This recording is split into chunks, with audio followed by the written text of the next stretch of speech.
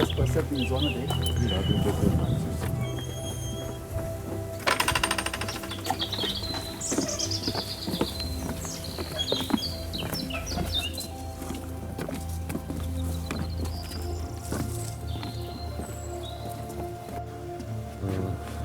Depun larvele sub scoarța chinului, larvele rod în interior și distrug căile de transportație. Așa pinul rămâne fără hrană și sănătate. Și nu au găsit nicio soluție pentru el. Sunt înăuntru, o să vedeți mai încolo lângă portretul cu pinul de-astea mici de scoarță.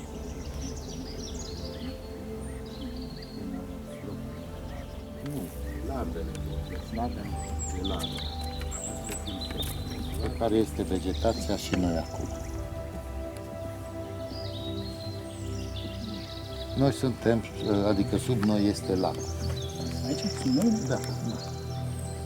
Bumbăcărița, Euphorium vaginatum, este o specie rămasă din era glaciară, specii relicte se numesc astea.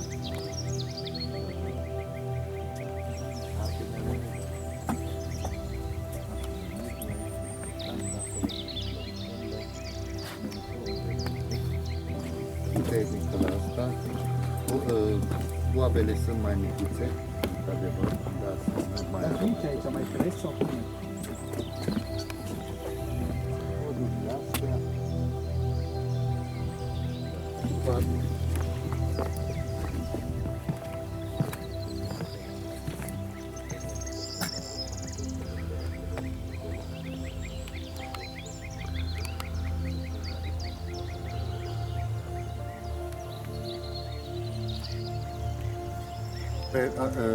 Efectul afinatei.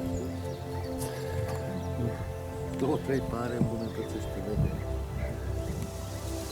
Jumătate de litru tai de tot stingere. Bărbații, după 2-3 pare, văd soțiile mai frumoase. Interesant. Și merișorul, dar ăsta este etnic, conțin foarte mulți antioxidanți. Este folosit ca adaos și la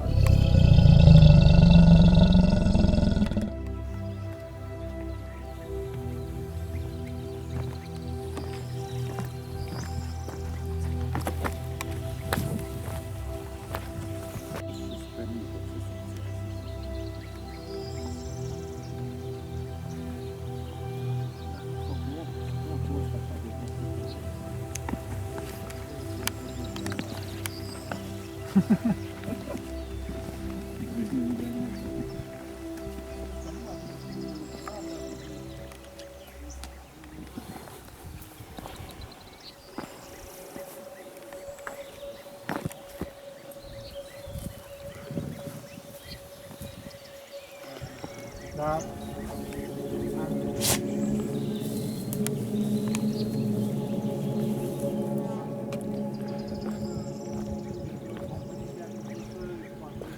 Și ziceau că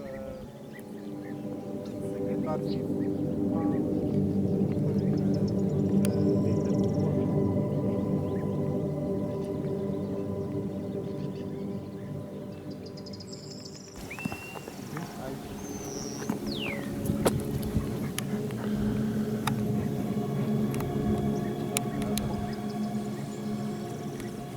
turbă de asta și acum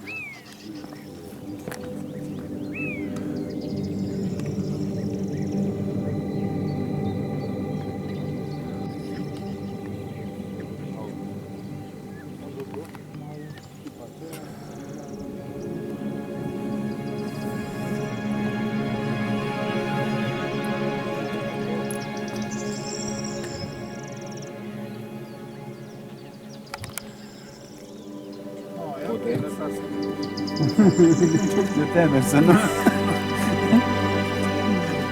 Uscate deja încep să se taie fiecare iarnă de partea și mai ales dacă